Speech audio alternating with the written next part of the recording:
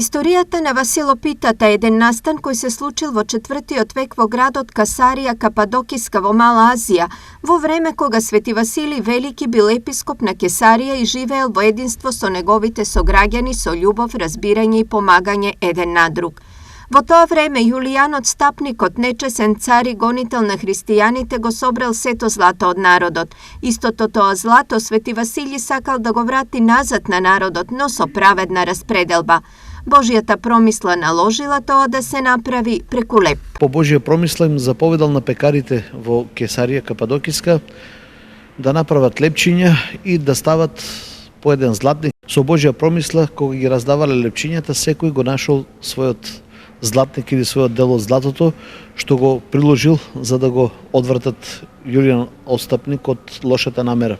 Со тогашната Василопита Свети Василий им донел и благослов на луѓето и радост заради избавувањето. Од тогаш останало на денот на Свети Василий да се меси Василопита и внатре да се става златник, во спомен на чудото кое се случи во Кесарија.